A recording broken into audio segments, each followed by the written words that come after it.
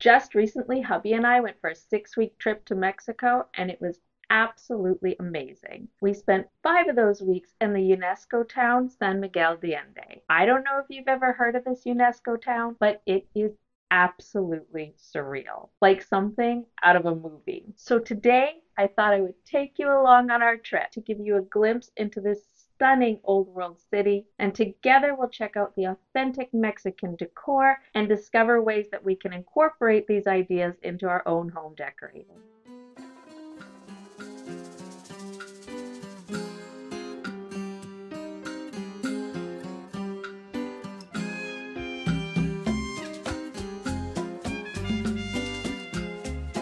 The consistent theme that you'll see in a lot of Mexican decorating is its simplicity. Sure, it can be really colorful, but there tends to be a rustic element to the decorating and a use of natural elements and an elegantly simplistic approach, which is great for us DIYers because it makes it really easy to implement and replicate. This rustic enamel pot turned planter in front of this beautiful outdoor backdrop is a perfect example, as are these ornately decorated ceramic pots done in a blue and white motif. Makes for an elegant and beautiful display in any room. It's not uncommon to see mismatched furniture and tableware in Mexico, and is definitely an idea that those of us who like rustic farmhouse or boho chic can incorporate in our homes. The lighting in Mexico is truly astounding. What makes them work is that they're often simple, they're often clustered together, and each have something really artistic about them. Another thing you'll find in abundance is ornate frames, and I don't know about you, but I am a sucker for anything antique rose pattern, so I fell in love with this picture. In another antique shop, I came across these antique iron ladles hung on the wall, a perfect example of how an everyday item can become home decor. Even their approach to the outdoors is done in this simple, rustic way that uses natural elements and really allows those plants and nature to shine.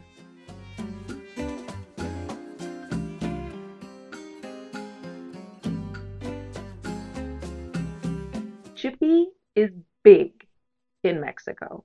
I mean big. And for those of us bucking the trends and still embracing our farmhouse distressed chippy look, this is ideal. Now, all the big home decor magazines are telling us that if we're going to continue to do this farmhouse distressed chippy look, then we need to go authentic, which is easier said than done. I mean, unless you live in England, France, Spain, San Miguel de Allende, you're not going to be able to easily and affordably find that. Which means, I'm sorry, but we're still gonna have to create our own. So if we're gonna do it, we better do it right. And one of the best ways to get the look right is to pay attention to the real deal. And you better bet I have some great examples for you to check out here.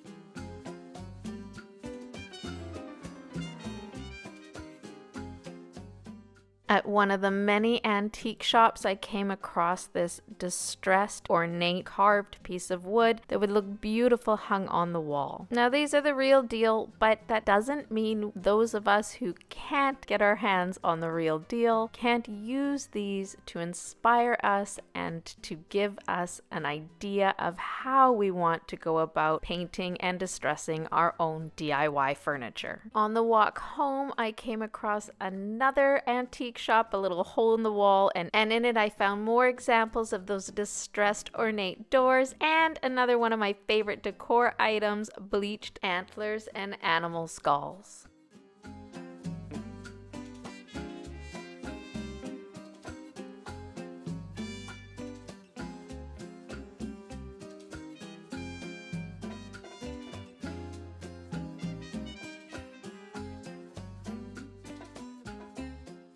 Like any true blue DIYer, I could not resist hunting out those DIY craft stores. In San Miguel, it's definitely different than back home. Here you can find fabrics in open markets and in little shops just about anywhere. It truly felt like I was in fabric heaven. You could find any size, color, pattern. It was truly incredible, the variety of fabrics that were available to the everyday consumer. And this little beauty came home with me. I loved the simple white background and those gorgeous hummingbirds. This warm Mexican morning, we decided to go and visit one of the most unusual and yet spectacular places I've ever been in my life. This was the scenery that greeted us when we arrived, and I should have known that between that and these charming and yet unexpected bird statues in front of the gas meters should have been a hint of things to come. The first room we visited was a room dedicated to St. Peter, which meant that everything was upside down. It was truly an experience I've never had before. Upon leaving that room, I came across these beautiful antique wicker chairs that with just a little bit of TLC would look beautiful in anyone's garden. As we explored further, my eyes were captivated by this rustic meets elegant hanging chandelier outside. I think I'm going to have to steal this idea. And behind that was this old apothecary shop that had basically just been picked up and moved to a new location. It was like something out of a movie set. But if you start to look closer, you can see that there are some great decor ideas from here that could totally inspire us. I mean, just check out that fabulous little cupboard and all of those apothecary jars that you could easily use to decorate with. Then there's these fantastic tractor stools that would be perfect in any farmhouse kitchen. The carved wooden details to the furniture and that distressed look is also something that we can easily incorporate in our own DIYing and home decor. Not to mention that fabulous mint color. And let us not overlook those cobalt blue, clear, and green glass jars. You can use these actually as decor, or you could just use those glass colors to inspire other decor pieces in your home. Now, because we were spending so much time in San Miguel, we decided to hop on the bus and spend a couple of days in the city of Guanajuato, a university city with a huge theatrical presence.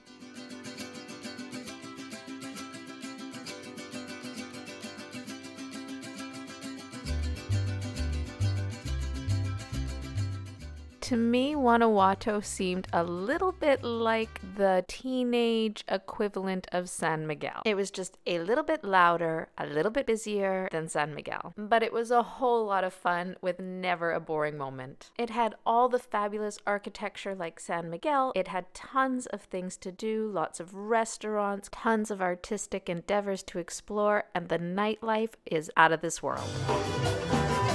I can't hear you!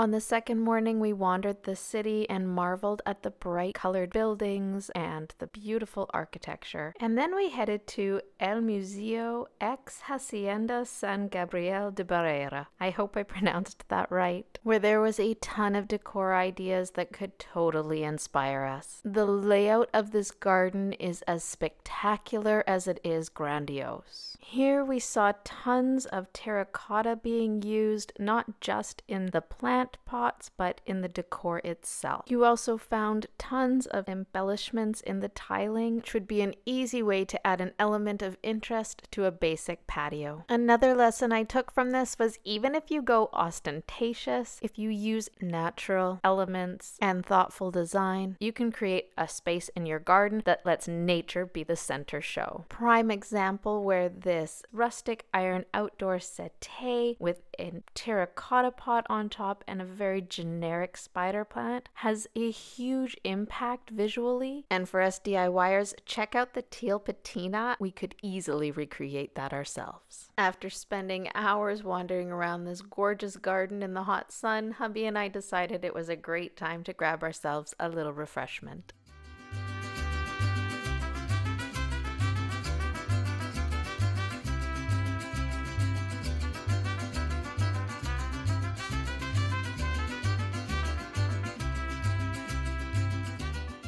If you find yourself in Guanajuato, you need to make sure you take the time to take the gondola up to see the Monumento El Pipila. The view of this city is absolutely spectacular.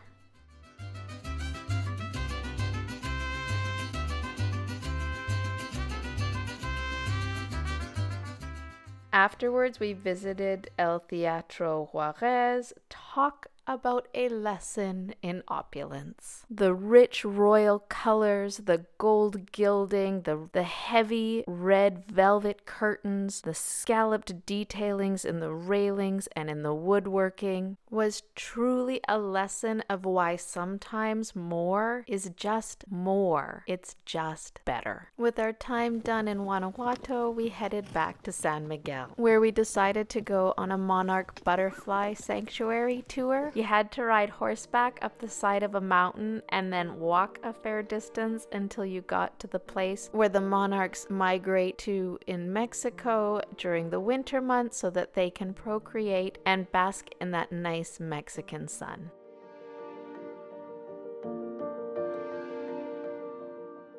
On one of the days, I insisted that we walk around El Centro so that I could take a look at all of the beautiful garlands. It's very common to see these garlands placed around the tops of business doors, and they change these out for every season. Some businesses go with faux flowers, while other businesses go with the real deal and then let them slowly dry, which is also a beautiful look. I saw some of these just mounted on pieces of wood, some had floral foam in chicken wire, and although this idea does seem a little over the top, there's just something about it that's so romantic and truly is something that as a DIYer we could easily do ourselves in our own homes using the same materials or even a pool noodle. And although I can't see doing this all of the time, I can certainly see a place for it during the holidays or just get inspired by the concept and then run with it. Today we're going to San Miguel's open market. This is a market that's open 7 days a week, and on the weekends it expands to the outdoor spaces as well. Prepare to be blown away.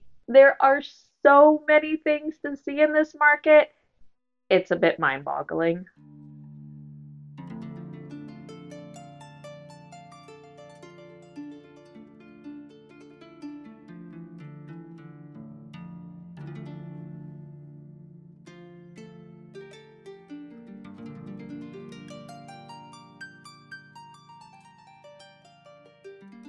This beautiful market is full of every type of textile you could possibly imagine. They also sell tons of little trinkets, beading, jewelry, fridge magnets, clothing. There's really not a limit to the things you can find here. And of course, home decor. In fact, a couple of these wooden bowls with 3 of the wooden spoons came home with us. I can't wait to serve guac and pico in them. The straw handbags were so appealing. I wish I had more room in my suitcase because I would have taken home at least 5 of them with me, but as it is, I didn't even take home 1. But this is something we can easily find at home, and there are tons of ways we can decorate with them. Another thing you'll find in abundance here is their pewter items. There is so much to pick from. A couple of these platters caught my eye. Personally, I'm a copper fan, but mixing metals, working with metals is a great way to add a touch of personality to one's home. Another thing you can find a ton of at this market are these door knockers. I also love how these faux iron bells look. They were much too heavy to bring home with us, but you could take this idea and using some chalk paint and some basic painting techniques, you could definitely DIY these yourself at home. And for those of you looking for an alternative Christmas tree or just someone who wants to add an extra Christmas decoration to your home, they have these beautiful silver ornate Christmas trees. The carvings on them are stunning. They have these little colorful beads that when you light up the center of the tree, they look like glowing ornaments. So beautiful.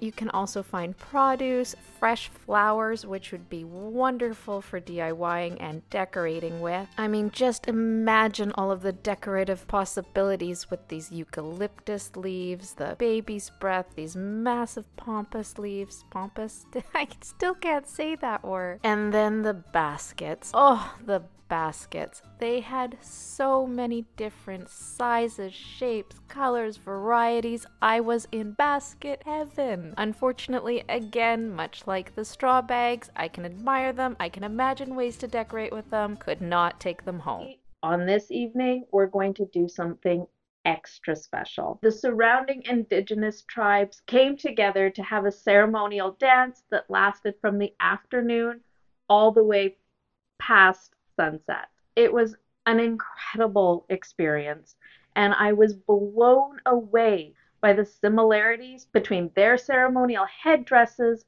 clothing, and dance to those in the powwows back home. It was an unforgettable experience and a memory I will treasure forever. And because of that, I wanted to share just a little bit of it with you.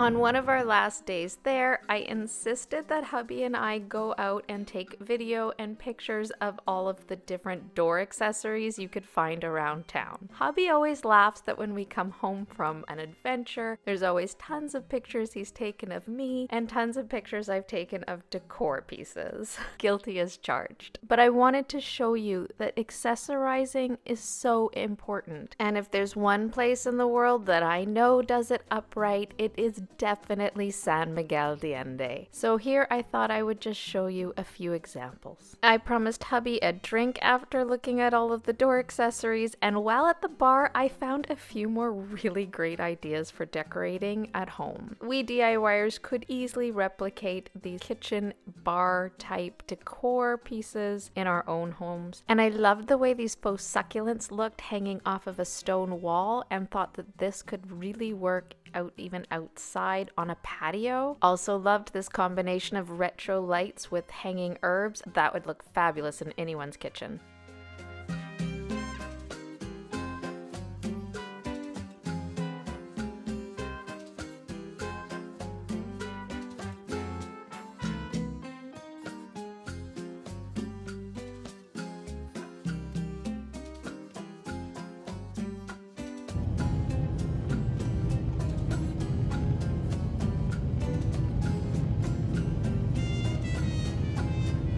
If you enjoyed that, make sure you subscribe, give me a thumbs up. If you hit the notification bell, it'll let you know the next time I upload. Oh, and you might enjoy these.